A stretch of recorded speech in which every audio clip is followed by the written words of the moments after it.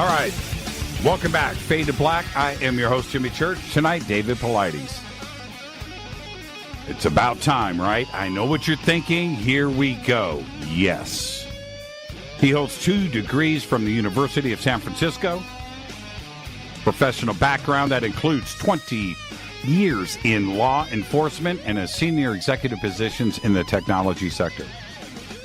David has retired twice, by the way, and is now the director, of course, of Can-Am Missing Project. He's the author and researcher behind the entire Missing 411 book series, 411, and has been on countless radio and television shows. He is the executive producer for Missing 411, the movie.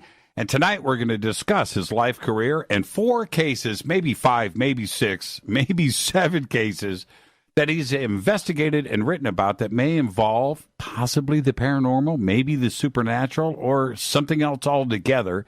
And I would like to welcome for the first time to Fade to Black, David Paulides. David, welcome, my friend. How are you? Hey, Jimmy. Pleasure to be with you finally. Yeah, I know, right? I know we keep talking about this, but it seriously, it is it's something that we've been looking forward to for a long time. We just haven't been able to get it lined up. But tonight's the night, and then we're going to do back-to-back shows actually, and we're going to have you back for the premiere of your next documentary. So you know what? Too much of a good thing, right? Hey, we'll try it, right? Yeah, exactly. Now, this is how we're going to see. I'm already nervous, David, but let's do this first. You get the first-time guest disclaimer. Now, next time you're on the show, you're not going to get it, but you're going to get it tonight, which is this. It's just you and I sitting on my couch having a conversation as friends, and where that conversation starts, it starts. Where it ends, but we're going to end as friends. There you go. All right. You ready? I guess so. Yeah, see, that's good. Now, see, I got you off guard. Okay, now your work has been out there for quite a while now, and you have earned the reputation that you've got. That is awesome. And so, without spending a whole lot of time, discussing that, I do want to push it back a little bit, though, into your years in law enforcement, where you know how an investigation should be handled, how it should be done. And when you're out there today looking at these different cases, you can smell when something isn't quite right. And shouldn't other law enforcement agencies, know, know who you are and maybe deal with you a little bit different? When it's not right. Yeah, and I guess I've been pretty good at sniffing around and delineating what's fact, what's fiction, what's interesting, what's not, and what looks suspicious and what doesn't. But I think it's the perspective. I worked for a big police department, 1,400 officers, city of San Jose. Right. And I spent a total of 20 years being a cop, doing a lot of different things. I worked in the decoy part of the police department for a while, where you dress up like an old man and you get rolled by the hoodlums downtown. And I bought drugs as a narcotics officer for a while, and I worked intelligence, and I worked task forces too. And one of the things that I got to respect, because I worked with so many different people and jurisdictions over time, is that perspective that different people have. And when I'm accumulating cases from all over the world, but kind of keep it in perspective of just North America for a second, a lot of these places that have a missing person have very limited resources. And 95% of all the people that search for missing people are volunteers like you and me. And they go out and they get their certifications on their own. They pay up for their own certifications. They do it on their own time. They take vacation time to do it. And when they're searching, they're not compensated. They're taking time off from work and their family to go out and be a good citizen. Wow. Yeah, a lot of people don't know this. Right. And when they go out there and they're thinking one thing: this person's lost. They need our help now. They'll just break their back, spend 16 hours a day searching. And when they find that person, case closed. We found them. Thank God. Let's leave them alone. Maybe because they only had their underwear on, or maybe because They had some injuries to them that just didn't make any sense. They didn't care. They did their job. They found the person. They're not investigators. They're not police officers. They're not deputy sheriffs. Thank God somebody was looking and they found the people. Now, from that perspective, I don't have anything I can say negative about the search and rescue people. They're phenomenal. But once the body or the citizen gets turned over to either their relatives or the police, there's very little to zero follow-up that goes on. Now, in the instance where a body is found, yes, they take that body, and sometimes there's an autopsy. Now, in certain states like California, if it's an unattended death, there's for sure going to be an autopsy. But in a lot of these rural areas, I mean, sometimes in the old days, the dentist did the autopsy. Right. So, I mean, there wasn't a good accountability of what happened. But sometimes they wrote down a lot of things that were suspicious. A lot of times in these cases, it appears as though the person fell from height, but there was no height to fall from, or it doesn't make any sense. Other times, they're found without clothes, and the report says, oh, they must have been hypothermic and they stripped their clothes. But the clothes were found in very close proximity to where they disappeared, and there was no time for hypothermia to set in. So the logic behind some of these reports doesn't make sense. And if I'm understanding you correctly, and it makes a lot of sense, by the way, if I'm understanding you correctly, once search and rescue finds the body, locates the body, and that for them, everything technically may be over in that nobody's going out a couple of miles away and looking for evidence or poking around or looking for, that there is no CSI, right? Crime scene investigation of the forensics of the area or anything like that to look for something else. Pretty much it's case closed at that point. Am I understanding you?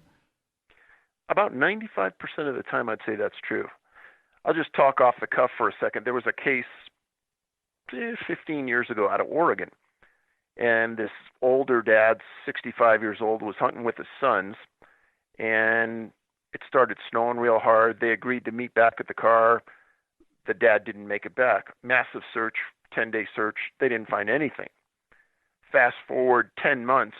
That next summer, a physician is 10 miles into the wilderness with his family looking for a place to camp, and he sees a rifle leaning against a tree. He sees some clothing laying there, and he sees some glasses. And he says, hey, something's not right. Right. So they come out, they notify the sheriff. The sheriff goes back in, they run the serial number on the gun, and it's this old guy's gun, and all of his clothes, and nothing's making sense. And his glasses are there, and he can't see without his glasses. Well, it turns out I was able to contact this retired deputy sheriff, a great guy. And I said, hey, what happened with this? And he goes, my God, Dave. He says, I was a deputy sheriff for 32 years, and you're asking me about the one case in my career that didn't make any sense. And he says, myself and another deputy were sent in by the sheriff to look for evidence of where this man was and what happened to him. And he said all of the clothes he was wearing was right there. His glasses were right there. His rifle was right there. And we searched out for a radius of 1.5 miles. We didn't find any bones. We never found him. We never found anything that made any sense about all this. And he said the worst thing about it was that the family couldn't get a death certificate because they couldn't prove the guy was dead, even though everyone knew. But he said, what happened to this man? He said, it'll haunt me for the rest of my life. Did they ever find the body? No, never found it. The thought of, and this is when you go through, okay, I mean it like this. You and I can talk about this and people can listen to it, but when you read case after case, these aren't isolated incidents. How many cases have you investigated in the last 15 years, 20 years? So I've written about maybe 1,200. 1,200. This isn't some isolated incident that may or may not make the news, right? You start to see a pattern here, and when you read this case after case in this book, where I'm finding myself going, wait a minute, I didn't hear about this. This wasn't in the news. This isn't, but it's a repetitive thing over and over again. Ultimately, what do you think that we're looking at here? Is it a case of law enforcement not having the resource to do investigations to resolve these, or is there something more crazy? I mean, what do you think ultimately is happening? So when I first started to do this, Jimmy, I read a couple hundred reports in the first couple months. And after that, I started to think, hey, I remember this happening in a couple other cases. And I went back and I started to make these piles in the basement of my house. And I had maybe 12 of these piles. And each one of the piles represented something unusual that happened in that search. And in all of the cases, the number one most unusual thing, I call it a profile point, right, was that bloodhounds or canines would be brought to the scene and they couldn't pick up a scent of the victim. Sometimes the dog would walk in a circle and sit down at the handler's feet as though it didn't want to go down the trail, or it couldn't pick up a scent. The handler couldn't tell. Other times they'd walk down the trail a bit and then turn around and come back. Professional trackers that were brought to the scene couldn't find tracks that left the area where the victim was last seen. Right. Other times, the victim's clothes or shoes were found in close proximity to where they disappeared, which doesn't make any sense. Another biggie is that at the time the person disappears, or at about the time the search and rescue starts, there's a weather event. That weather event could be rain, blizzard, snow, dust storm. Clouds. I saw that over and over again. Anything that could inhibit air support, right, inhibit the search effort, etc. And I started to make these stacks. Well, one of the subsets of these stacks was granite and boulders. And I didn't think much about it at the beginning, but after a couple years, I had this, oh, wow. And when I was on the police department and we were looking for, say, a serial bank robber or rapist, we would have a map of the city and we'd start to put pins in the map where the person committed their crime. And we knew that the first crime the person commits is usually the closest to their home, and they'll start moving outward from there.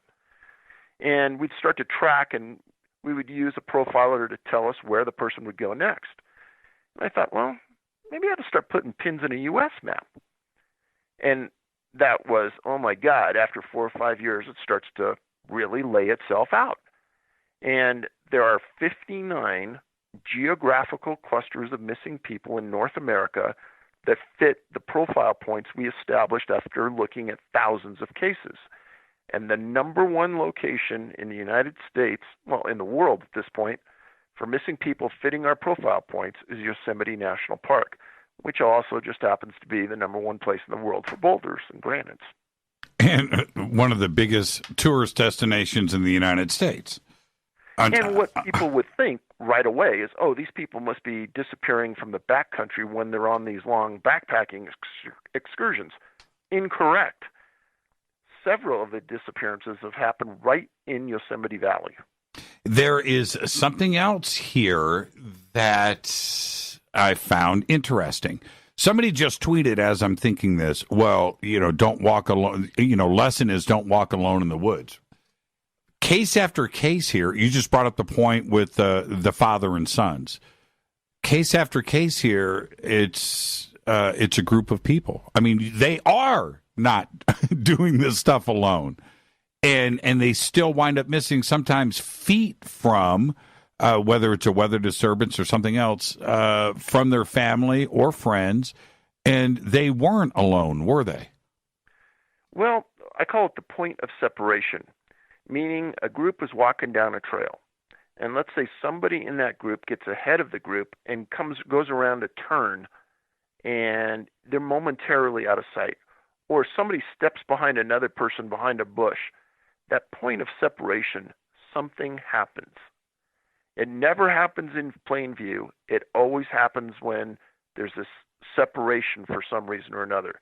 There's been maybe a handful of cases I've written about in 8 books where multiple people have disappeared simultaneously, but it is really, really unusual. If there's one thing that you could take off the list, and I'm going to suggest something, and you tell me if I'm correct, if you would do the same thing. But if we were going to take one thing off the list, would it be serial killing? A serial killer? Is that one thing we just take off the list?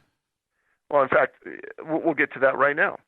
So part of the vetting process that we use to ensure that these cases don't have a rational aspect to them is a criminal element. Is there a possibility that a crime occurred and that's why the person disappeared? If that's part of the equation, we don't put it in our stack. Another one is if the person has known mental illness, is suicidal, we won't look at it. If there's something rational to explain what happened, no, we won't get into it. If there's predation by an animal, any evidence of that, we won't take it. And all of these things are listed in the search and rescue report, and these are also things that are vetted out by them at the beginning because that gives them an angle at how they're going to conduct their search. Why is it that, and we're going to head to a break, and when we come back, I'm going to let everybody know, we're going to start off with one of the now, you know what, David? I thought that I knew everything or close to it, but this Mount Rainier case that we're going to talk about after the break, that's a mind bender on every level, by the way. That thing has got some issues with it from top to bottom, all the way to today.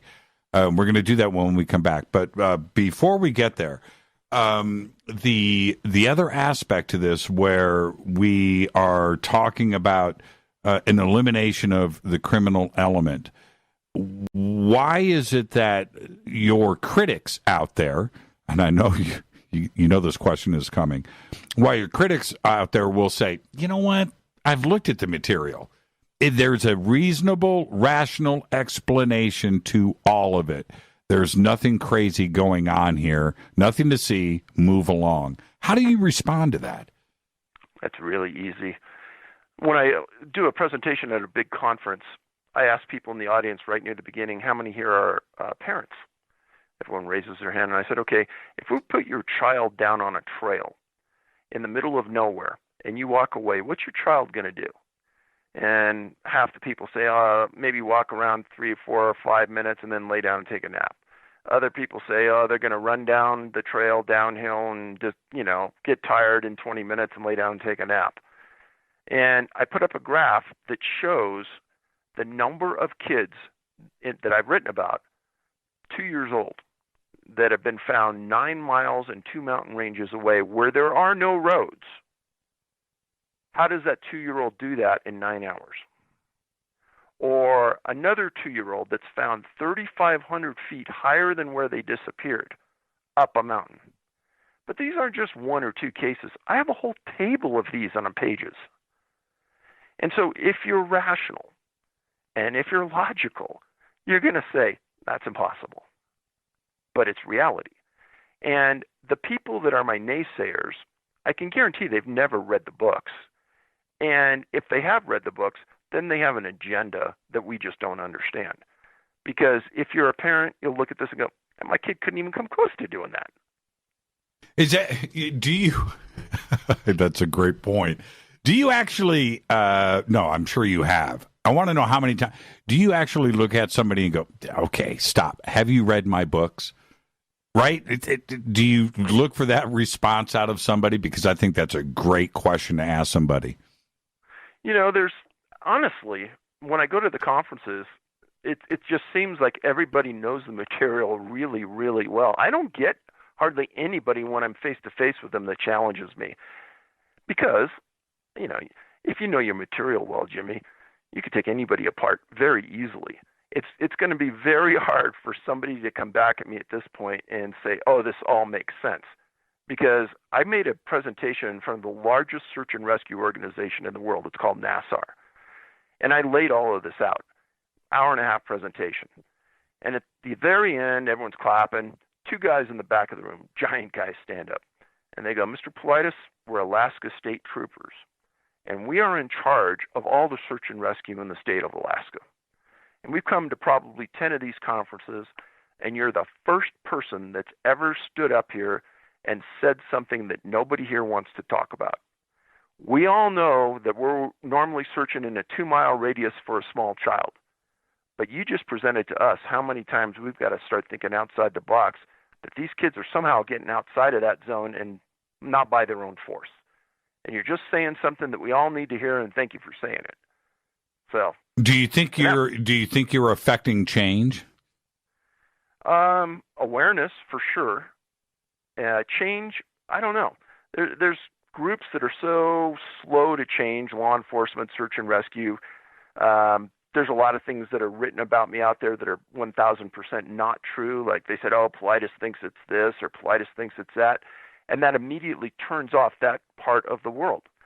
They say, oh, he's already come to conclusions that it's aliens or something.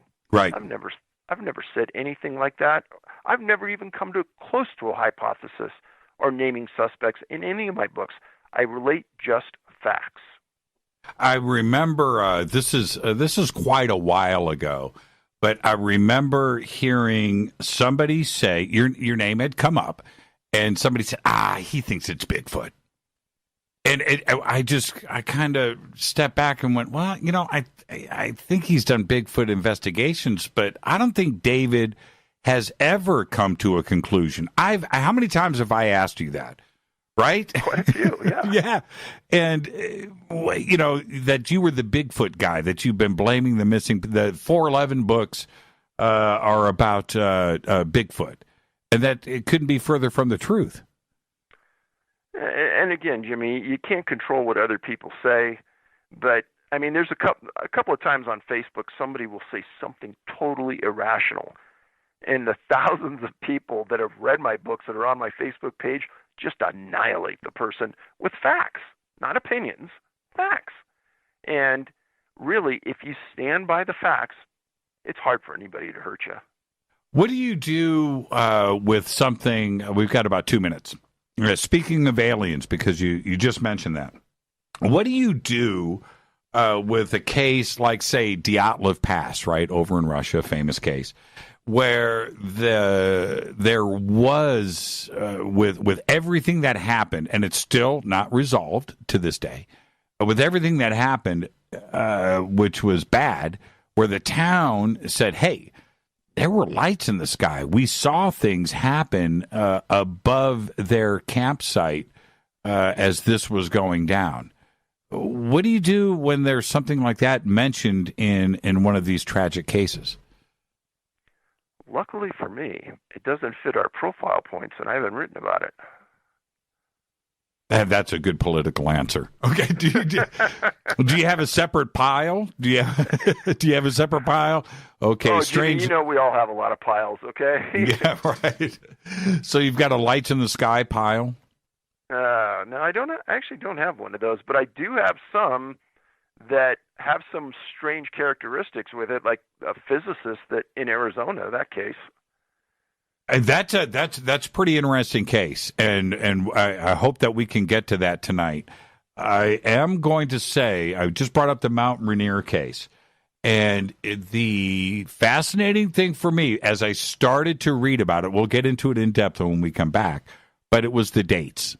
And all of us in ufology know those key dates, right? And I'm like, wait a minute here.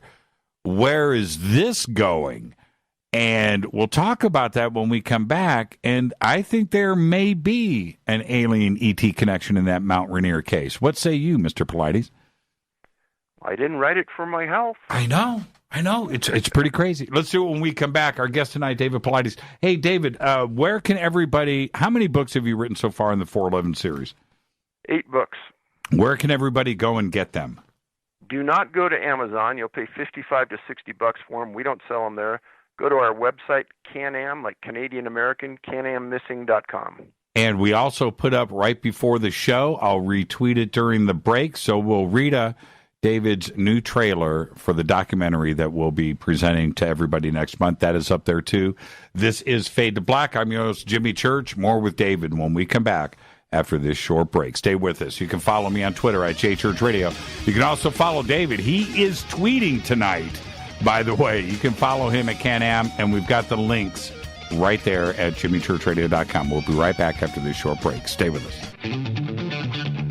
You're listening to a preview of Fade to Black. To get the full episode, go to jimmychurchradio.com and get our podcast. Click on the podcast banner or sign up in the membership area for downloadable MP3s. Everything commercial free.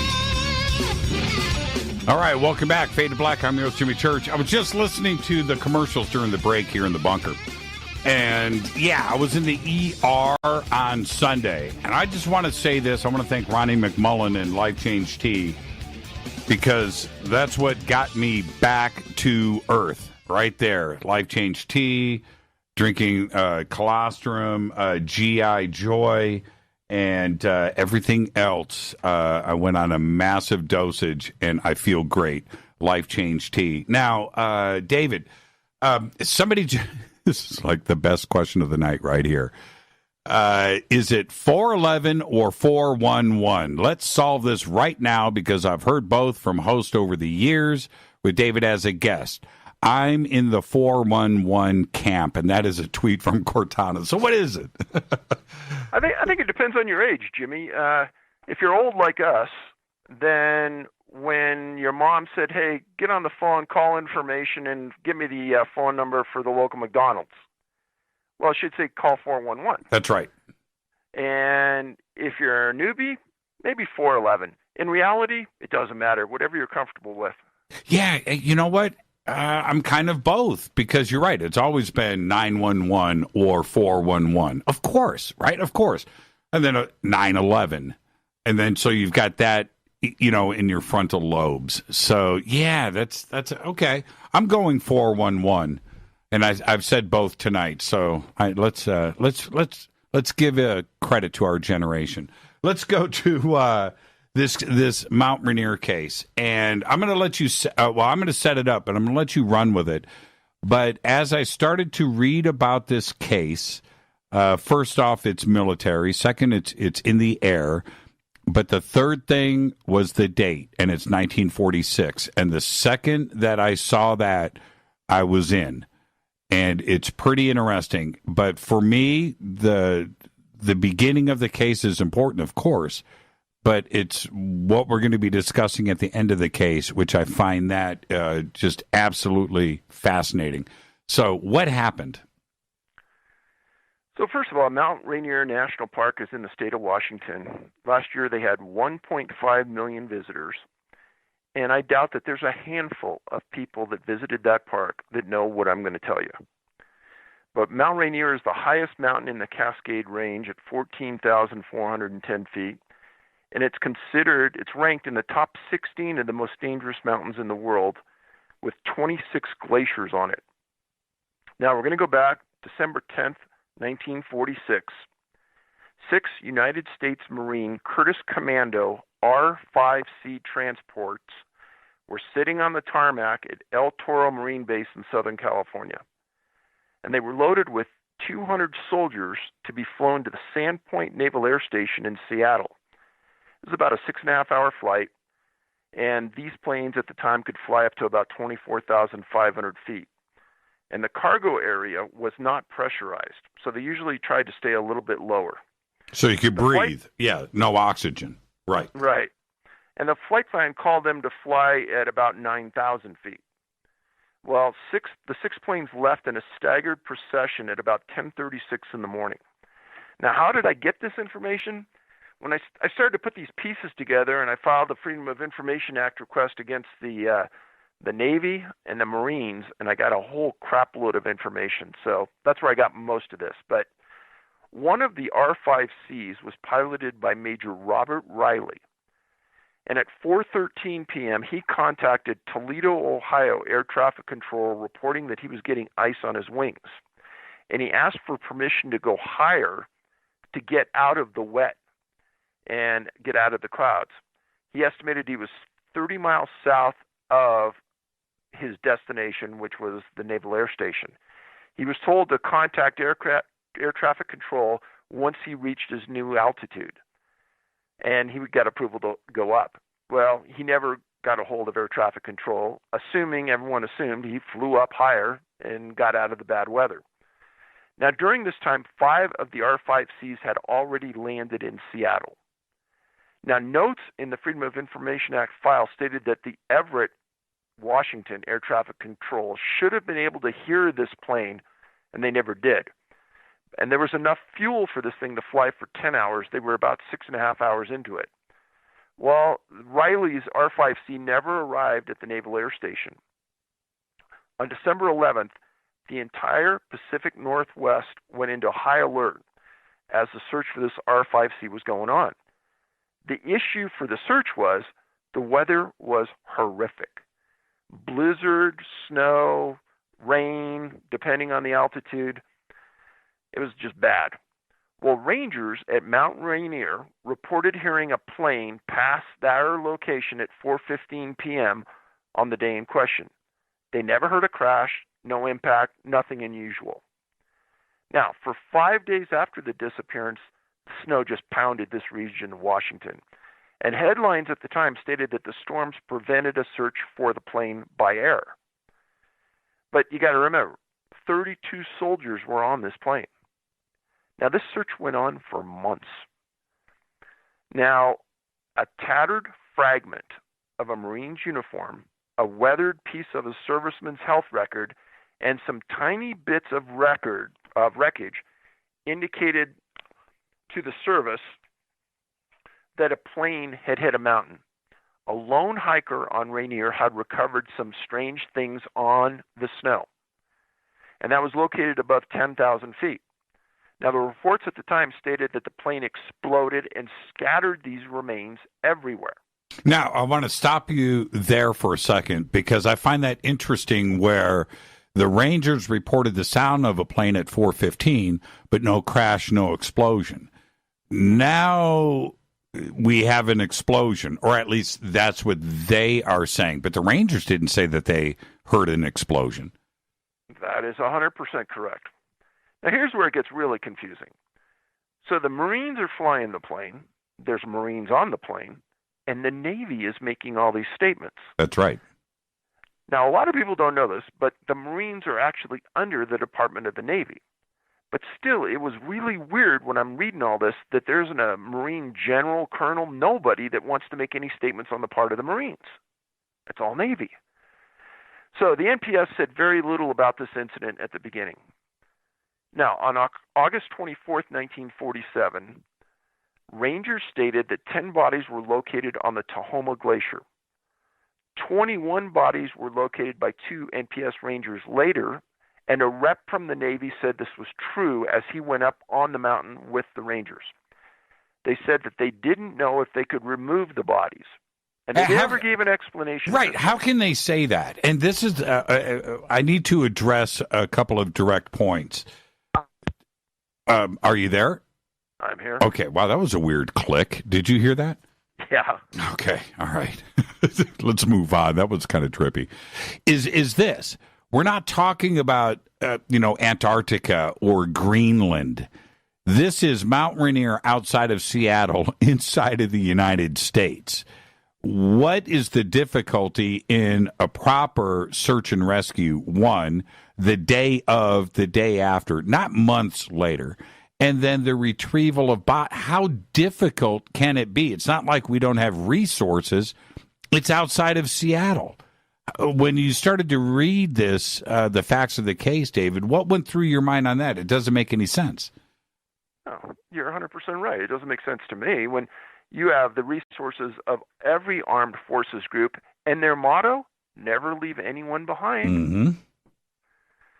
So the Navy and the National Park Service consult with the Army's Mountain Division, which are experts in high altitude, about the task of removing the bodies. Now, it was stated that it would take 2 weeks and 24 men to bring the bodies down, and that he said it was in a dangerous area. Now, I'm thinking about this, and I'm thinking, who cares if it takes 200 men to bring those bodies down? If you're a family member, you want your body. You want your family's member to have a burial. You want closure. So an article on August 28, 1947 stated that the Navy has said that the 13th Naval District had an idea about how to remove the bodies and that it had been abandoned. The families had a memorial service on the mountain down near the park, and 2,000 acres of the glacier had been allocated as a memorial and no travel zone. Now, in June of 1982, a climber was on the mountain and found an odd piece of equipment on it and brought it down, and it was reviewed and determined to be part of that plane. To this date, not one body has ever been recovered, and there's been no determination of if the plane had engine problems, etc. Now, let's go back on this.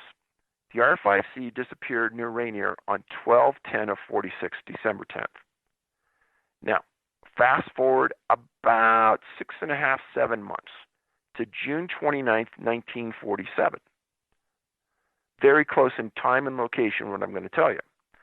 Headlines: flying tin pans hit 1,200 miles per hour. Flying tin pans hit 1,200 miles per hour. Pilot Ken Arnold made the sighting adjacent to Mount Rainier. He was a businessman. He owned his own airplane. He was actually flying by Mount Rainier looking for this crash, and he saw these strange objects fly by him.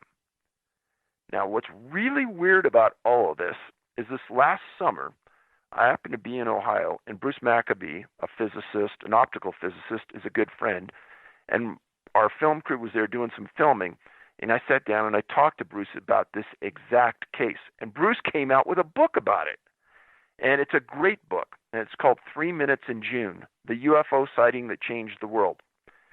And Bruce is an expert at numbers, locations, speed, etc., and he took apart Arnold's observation and validated it 1,000%. Skeptics are trying to downplay his sighting, but Bruce proved it happened and that the speeds were probably very close to accurate when he saw these unidentified objects flying by Rainier at 1,200 miles per hour. Now, Arnold was in the air looking at an object in the sky, multiple objects.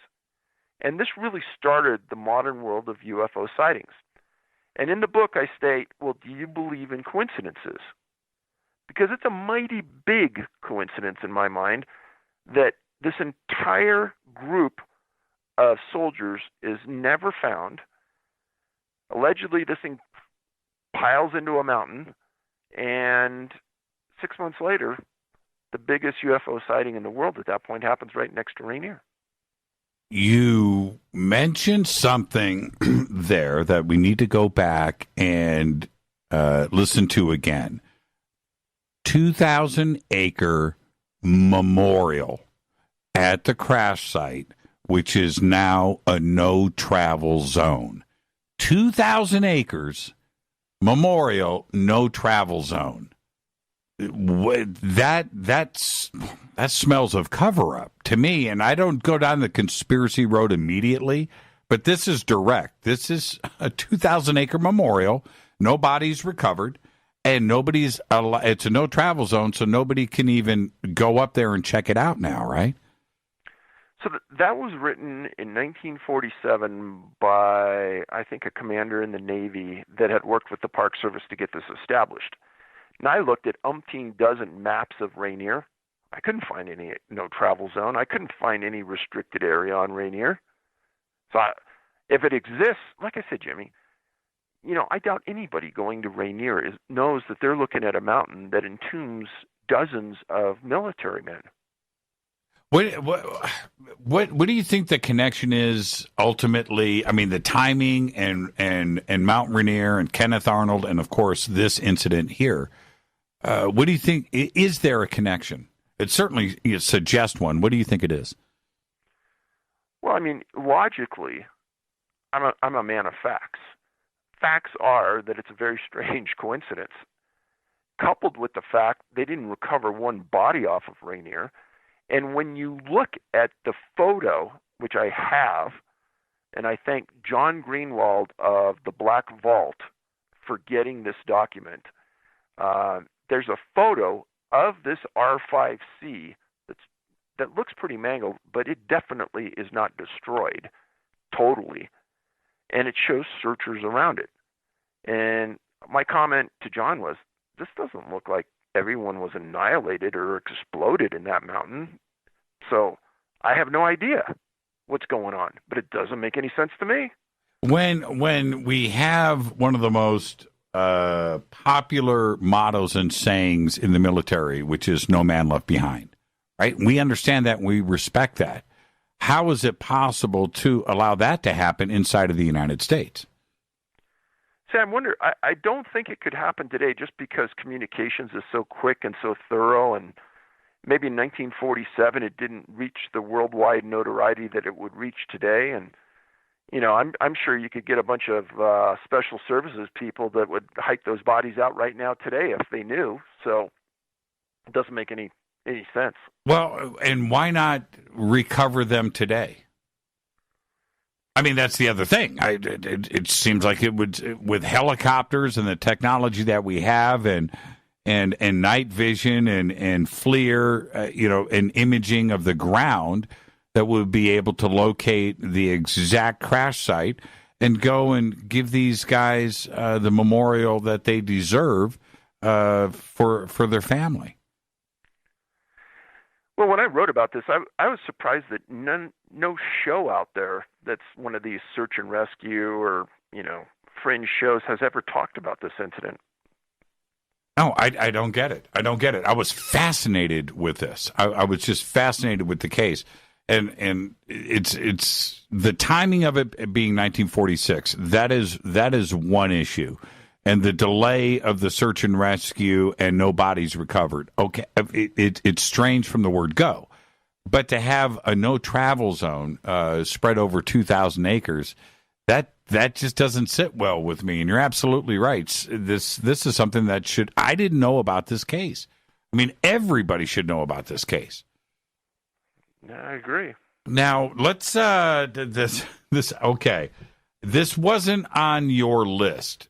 But since we're talking about the military, I want to talk about the blimp in San Francisco. Oh, yeah. That it might be stranger than this case that we just discussed. And I hope I'm not catching you too much off guard here.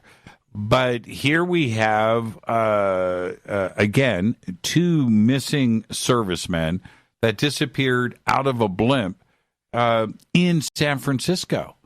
Can you set that up and let everybody know what happened here?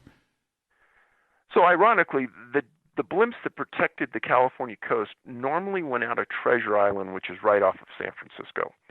I grew up in the Bay Area. I grew up in a little town called Cupertino, and it's very close to a place called Moffett Field Naval Air Station. And because of certain circumstances, this day in question, this blimp went out of Moffett Field.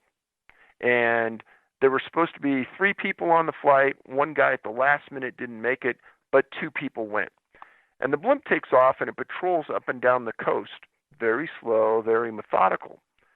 Well, on this day, they're up off of San Francisco near Daly City, off the coast, and people that were fishing and boaters on the water said that they watched this thing abruptly turn up and go into the clouds, like a very steep angle. And just before he did that, the pilot told their air traffic control that they were investigating a large oil slick off the coast. And they were responding some Coast Guard cutters out to look at it as well. That's the last they heard of them. Then this thing goes up into the clouds. They try to raise them. They can't raise them on the radio. And then all of a sudden, the Navy gets a call that their blimp has crashed on a street in Daly City.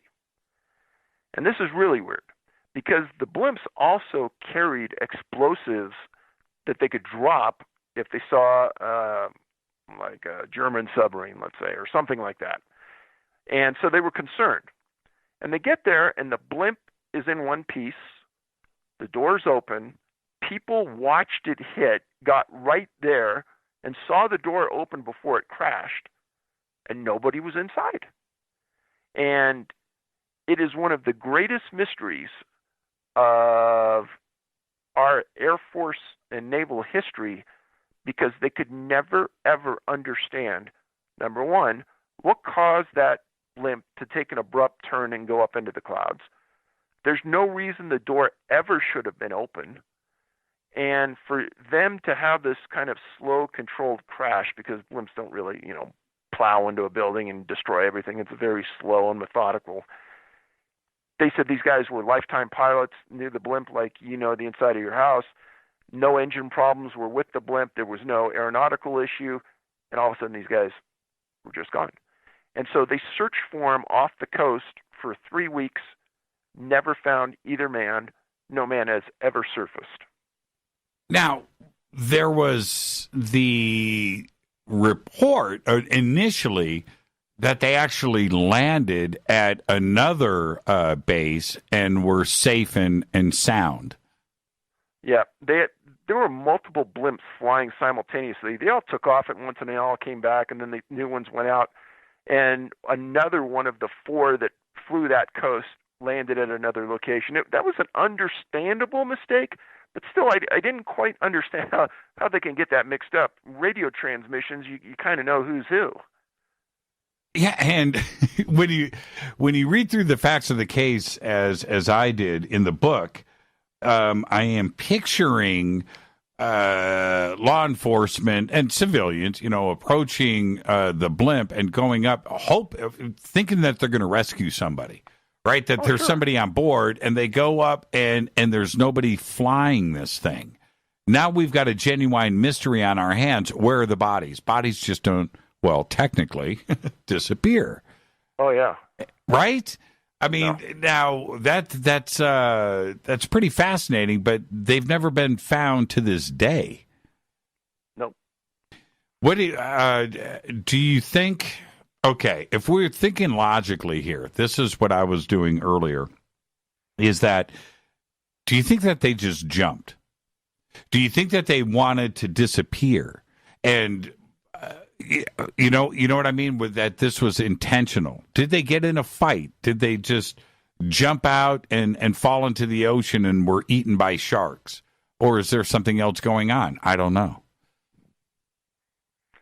When I was in high school, I took scuba diving lessons, got certified when I was 14. Right. And we used to be at the junior college at De Anza's swimming pool, and they had this high dive. And some of the guys said, "Hey, Dave, we'll give you $20 if you could jump off that high dive." I thought about it. I went up there, and it's really high, Jimmy. Right. You got to be half nuts just to jump off something like that. To think that somebody's going to jump out of a blimp over the ocean, they got to be absolutely crazy. Because the Pacific Ocean, that temperature runs between 48 and 54 degrees up off of San Francisco. You're going to freeze to death. That's right. That's right. And they knew that. Oh, yeah. So, again, with every other case like this that you write about, we have to scratch some things off the list here. And one of them is these guys just jumping out for a good time or trying to run or trying to hide. You're not going to do that. You're not going to jump out over the Pacific Ocean. You're going to die. So we can take that off of the list, but their bodies weren't found on land. I don't know. This is a mystery. That's an amazing, truly missing 411 case. David. Yes. Yes, I think you would agree. Oh, that's why I wrote about it, Jimmy. When we come back, I'll prep you for this. Again, I read through the entire book, and there were a couple of cases in here that I wanted to talk about. And one of them is the Blythe Yuma case. And the reason for that, and we'll do it when we come back, is that everything that is represented in this particular case, I'm familiar with. I lived in Pasadena for years. We have that aspect. Both of these people were from Pasadena. We all know about Blythe and Yuma, Arizona, where this actually resolved. We're going to do that when we come back. But I don't know if you know this, David, as you were writing and investigating this part of the book, did you know that there are Nazca-type lines out there in the desert between Blythe and Yuma? I heard about that one time, but I never got to confirm it. Yes. Oh, they are there. Now, they're indigenous right? I know that, somebody here in North America made them. We don't know how old they are or what they represent, but they're ginormous, and we have our own Nazca lines right here in North America.